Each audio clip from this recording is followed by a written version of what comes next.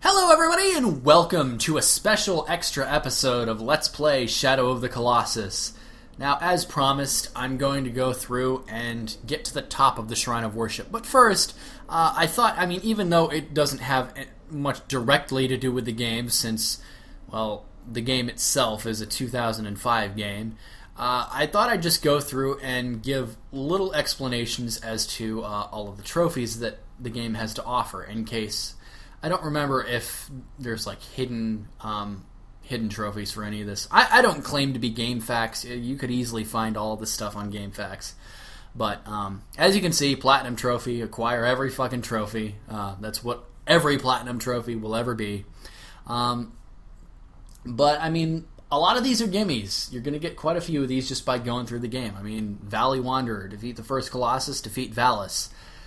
Quadratus, Gaius, Phaedra, Avion, Barba, Hydrus, Kuromori, Bassaran, Dirge, Seleucia, Pelagia, Phalanx, Zenobia, Argus, we meet again, Trebek, and Malice. The Forbidden, clear the game in normal difficulty. So if you've got all of these, well, you've also gotten the Forbidden. Just sit through about half an hour of cutscenes. Wander in the Forbidden. Do what I did. Beat the game in hard difficulty. It's piss. Climber, reach the top of the shrine. Now this is what I'm going to be demonstrating in this video. Hang glider, there's some areas in the southern portion of the Forbidden Lands with all those, cliff faces. They're in the area in between Barba's lair and Malice's lair, there's a lot of little gorges and cliff faces that you can, if you're lucky, grab onto a bird and, the bird will slowly be weighed down, but for some reason the bastard can handle Wander's, 140 pounds by looking at him, something like that. You'll be able to see videos on that if you want. Endure being sucked into the light for over 1 minute in the ending. That's what I was demonstrating. You just literally just jump like an idiot. Or if you have a grip meter, you can just grip yourself on the stairs if you're, for some reason, having problems jumping against the suckage. Well, that's what she said.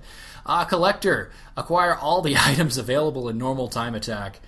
That sucked. I'm going to be honest, that really sucked. But it couldn't suck worse than Meticulous Collector, which I haven't gotten, and that's going to be the big brick wall stopping me from Platinum. I don't see myself ever even trying Argus again, but we'll see how that goes. Slippery Ride. You remember way back when I went, I think it was the video I fought against Dirge. I mentioned that pond, and you can, grab onto a fish for 30 seconds, and, there's a trophy for you if you want. Again, this is just extra shit you can do if you're a completionist whore like I am. Aggro Circus. Perform all stunt riding using aggro. I don't remember all of the techniques I used. I think there's stand on top of aggro. Basically, there's little things that you can do by gripping on aggro and using, different directional buttons and things like that. Cornucopia. Acquired all fruits in the world. Now this includes the fruits that I'm going to show you on the top of the Shrine of Worship. So if you don't have enough grip, there's no point in tracking down every fruit in the game. You pretty much just be on your third playthrough and then do all of your big health collecting. Tower of Prayer. Save at all save points. Like I said, you can't really do this until you have the way open to Malice, so... you can save it, all the stuff along the way. There's going to be some that you're going to be missing, but just go around the Forbidden Land, get all of them. Endangered Lizards. Killed all shining lizards. This is a bastard. And it is helped somewhat by an item that I'm going to show you in a little bit, but not quite. It's still a bastard. But basically, at areas that look a little peculiar... like certain rocks in the landscape, and pretty much every save shrine has at least one of these, if not more. You'll have shining lizard tails. Eat those. They're good. And if a save shrine happens to have more than one, basically just get far enough away so that the draw distance, you can't see anything small. ride on aggro about 10 seconds away and then do a U-turn back, and then there'll be a new lizard there, pretty much. Some of these have a ridiculous amount. Again, I'm not game facts. I'm not going to tell you how many are at what place, etc. It's just, it's a bastard.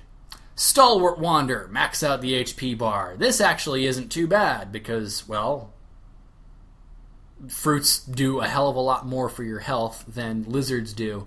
And Wander caps out on health a hell of a lot easier than he does stamina, which leads us to Mighty Wander. This takes for goddamn ever because I still haven't gotten it. And let's take a look at how much stamina I have. Why not? Wake up, sleepyhead. So, you see that very, very tiny circle, that very faint, transparent circle surrounding my sword? That's my stamina meter. And it gets transparent like that because if it were still pink, it would take up the whole fucking screen. It would be distracting as hell. So I'm going to show you what awaits at the top of the Shrine of Worship. Get a good little start with aggro. There's going to be moss growing right here. And jump! That'll get you a little bit of a head start. And start climbing. Really, start climbing. You have a hell of a ways to go. It's a good thing I have a hell of a lot of stamina. Again, don't try this unless you're like on your third playthrough and you gathered quite a few lizards along the way. It's really not something that I would recommend you do. Of course, I think I just did this the wrong fucking way, so we're going to do it this way. Well, that took off more stamina than I needed it to. So, let's keep climbing. You think this is a ridiculous amount? Oh, I'd say we're probably not even a third of the way through the climbing yet. Like I said, ridiculous amount of stamina required. And I might not even make it because of all the screwing around I did. But pretty much just follow the moss and you will find yourself at some really weird, ridiculous climbing areas. If you want, you can stop, jumping quickly like I was doing. There's an area down there for you to fall safely, I guess, if you call that a safe fall. I don't. I'm gonna fall. At least I think I am. But I'm demonstrating it for science! Anyways, so we have more of these jumps. And just do a quick fall. Lets you grip onto this.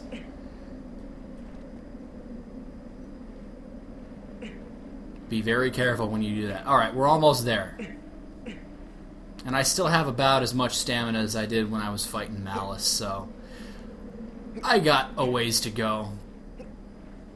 But we're making progress. This is ridiculous.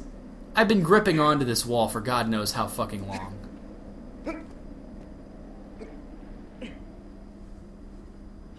And it just doesn't end.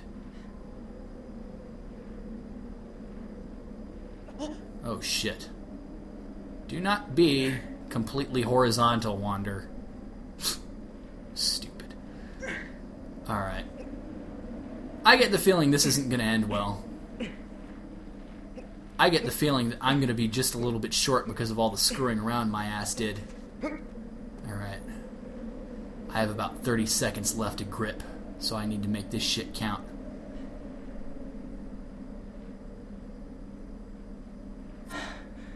Oh, fuck. I'm almost there.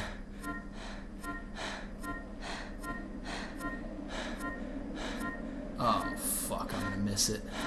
Nope, wait, I'm right there. Yes! Even after the fucking up, I still have enough stamina. And he's still not maxed. So this is the top of the Shrine of Worship. This is what's on the other end of that door that you can get. Unfortunately, you cannot pass that door. Like I said, I've gone the entire length of this bridge. You can't get to the land beyond the Forbidden Land, unfortunately. But whatever. I mean, you can slowly see the pink of the stamina meter get more and more transparent the more it fills up. But this is it. This is the top of the Shrine of Worship.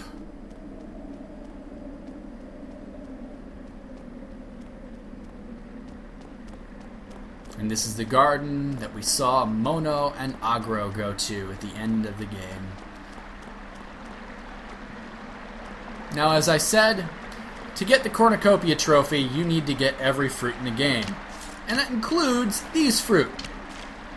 Problem with it is that, well, these fruit have a counter effect.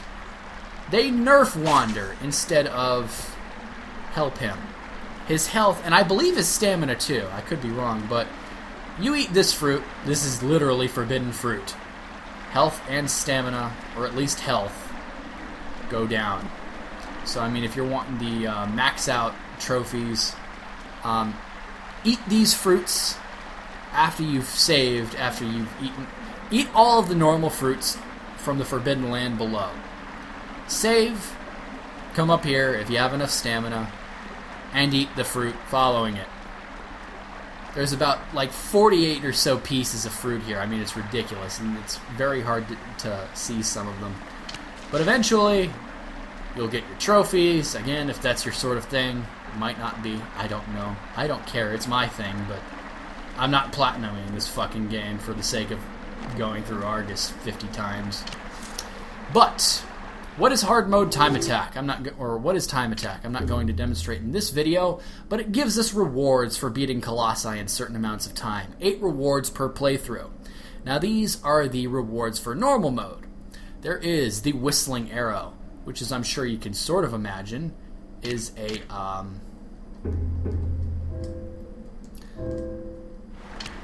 well, it's a distraction shot. You fire, and wherever you hit will get a Colossus, the attention of a Colossus. Now, a lot of the other ones are not apparent. There's the Cloak of Force, which is pretty much just more power. The Mask of Strength, more power. I mean, you could pretty much two-shot some of these Colossi after you're wearing all this shit. Lizard Detection Stone will let you know when you're close to a shiny lizard. Fruit Tree Map, on the other hand, tells you where all of the fruit available in the game is. I mean, this excludes the fruit in the Shrine of Worship. So if you need to know where fruit trees are at, any fruit that's left in them will shine on your map. And this includes the whole Forbidden Land. You don't just have to be nearby like the Lizard Detection Stone. Mask of Power, same deal. I'm not exactly sure how different that is to the Mask of Strength. You can't wear 2 masks at the same time. I guess it's just for aesthetic reasons.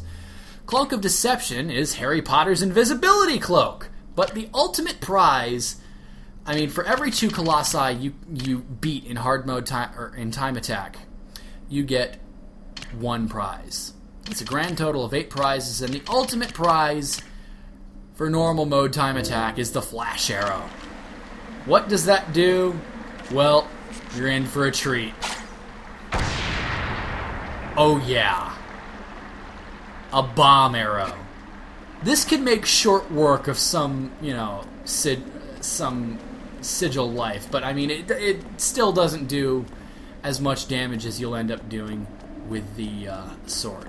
So that's that. I hope you guys enjoyed this little extra snippet. There's really nothing else for me to talk about. So, Geronimo! Maybe I can survive it. No. Sadly. Anyways, guys, I will see you in the montage video should you choose to watch it. Have a good day, everybody. I hope you've enjoyed the Shadow of the Colossus Let's Play.